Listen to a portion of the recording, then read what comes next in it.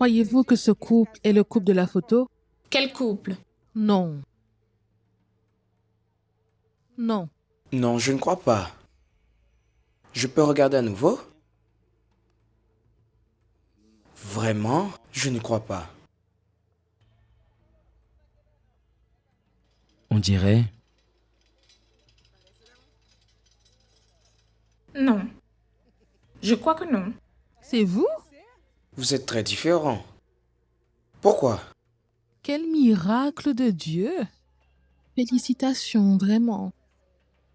Félicitations.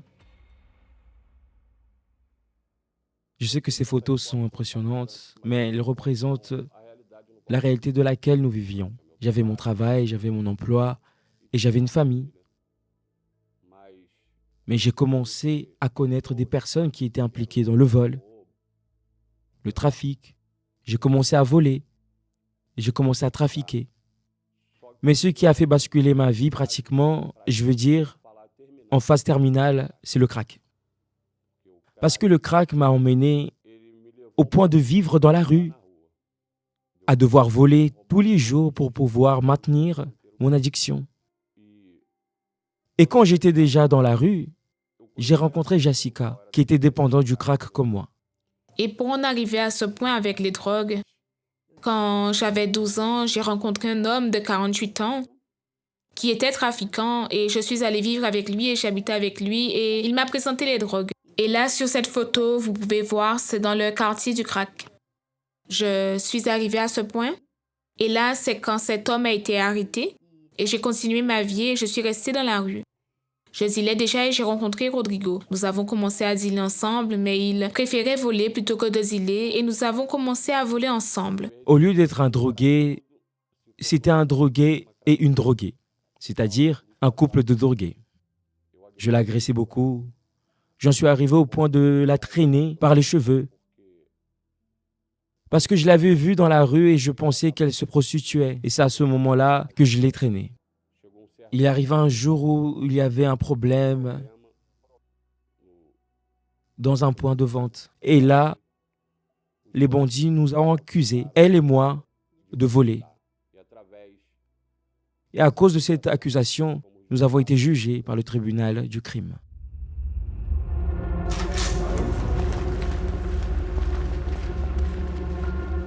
Ça a été le pire moment de ma vie.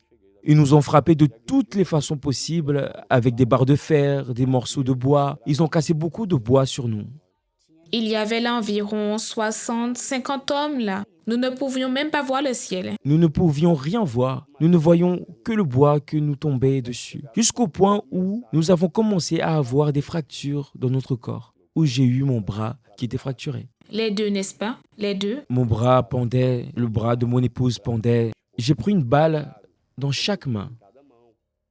En ce moment-là, j'ai invoqué le nom de Dieu. Parce que j'ai vu que ma vie était en train de finir. Et dans cette attitude, j'ai clamé à Dieu. J'ai dit à Dieu que s'il me sortait de cette situation, je ne retournerai jamais là où il m'avait sorti. Et je les entendais juste dire « tuez-le ». C'est pour tuer, pour les tuer. Et là, tout montrait que ce serait la fin, mais c'est là que Dieu s'est manifesté dans cet endroit. Là, un garçon qui était impliqué dans le crime est apparu. Il a demandé quel était le motif de l'attitude qu'ils avaient. Et Dieu a envoyé ce garçon. Je ne sais pas comment il est apparu. Ils nous ont dit de nous lever. Et c'était la pire des situations. Parce que tout mon corps était déjà brisé. Elle avait aussi la plupart des parties de son corps fracturées, abattues, totalement détruites et gissant sur le sol. Quand je suis descendue de la colline, j'ai regardé dans la rue. Le premier bus que j'ai vu, je suis entrée. Et à un certain moment, le chauffeur a vu que j'étais tout ensanglantée. Les personnes qui étaient dans le bus ont commencé à dire « Ah, il y a une fille blessée, qui est toute déchirée, blessée. » Alors, il a arrêté le bus devant le cimetière et m'a jetée dehors. J'ai été secourue et amenée à l'hôpital, avec un trou dans la main enflé, avec le trou de la balle. Et je suis restée là, allongée dans le couloir, attendant qu'on me soigne. Et après toutes ces afflictions que nous avons vécues, je suis sorti de l'hôpital. Et quand je suis arrivé chez moi, grâce à Dieu, j'avais déjà une tante qui luttait pour ma vie. Je me battais pour Rodrigo, mon neveu, depuis plus de 13 ans. Sa mère m'a appelé. Allons là, récupérer ce qui reste de lui.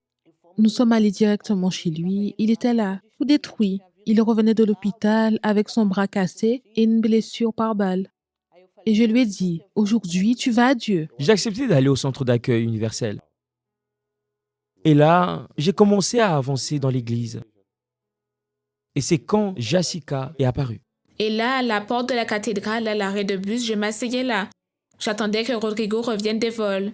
Je m'asseyais là, je prenais beaucoup de crack. Je n'ai jamais eu l'envie d'y entrer. Et le jour où il m'a invité, j'ai tout de suite accepté. Et c'était à l'époque où l'on parlait de la campagne d'Israël. Et j'ai compris que la campagne d'Israël, c'était un échange. Un échange de quoi? De vie. Et là, je me suis lancé, mais aussi ma femme. Nous avons mis notre vieille créature sur l'autel. Là, j'ai laissé tout ce qu'il y avait de mauvais dans ma vie.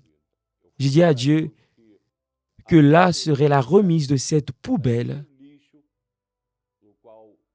dans laquelle j'étais il y a quelque temps.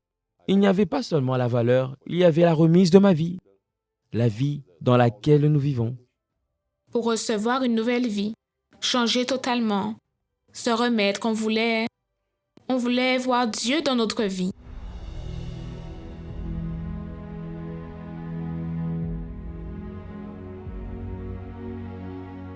J'ai dit, Seigneur, je remets cette vieille créature ici, que le Seigneur fasse tout nouveau. Je ne veux rien de matériel, je veux seulement ton esprit. Et quand je suis descendue de cet hôtel, tout est devenu nouveau. À partir de là, j'avais la certitude, Dieu m'a certifié que là, il m'acceptait. Et vraiment, nous avons commencé à sentir la transformation de l'intérieur vers l'extérieur. Et puis, nous avons pris notre baptême d'eau, mais nous avions encore un vide. Nous avons étudié la Bible, nous venions dans les réunions, mais nous savions qu'il manquait quelque chose. Il manquait quelque chose et c'était le Saint-Esprit. Et nous avons commencé à désirer plus, à chercher plus, à nous intéresser plus aux choses de Dieu afin de recevoir le Saint-Esprit. Et là, alors que je cherchais, déterminée à recevoir le Saint-Esprit, il est venu sur moi. Et c'est la chose la plus merveilleuse qui soit arrivée dans ma vie. Et il n'y a pas de mots, c'était très fort.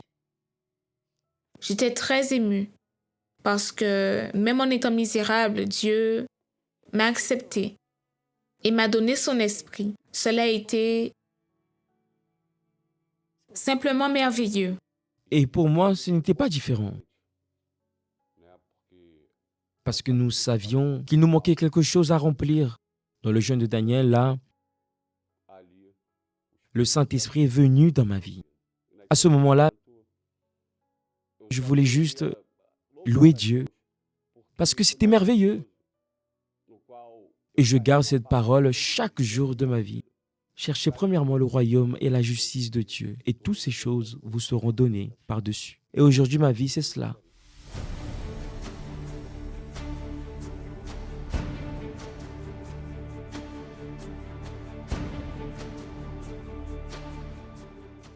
Et aujourd'hui, le Saint-Esprit, grâce à Dieu, nous avons officialisé notre mariage.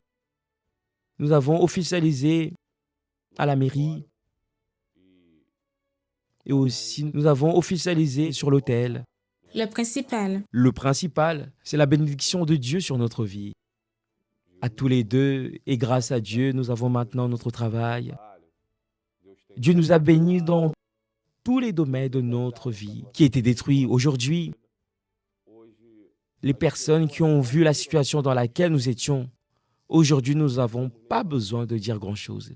Ils regardent juste et voient que c'est Dieu qui a fait tout cela dans notre vie. Et aussi, avant, nous prenions les choses des autres. Grâce à Dieu, Dieu nous donne les conditions de faire pour les autres.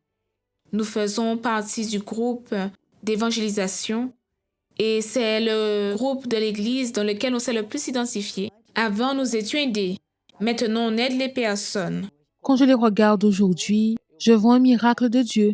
Quand je vois la soif qu'ils ont de gagner des âmes, parlant de la vie qu'ils avaient, et aujourd'hui, comment ils sont, c'est glorieux. C'est le nom de Dieu qui est glorifié.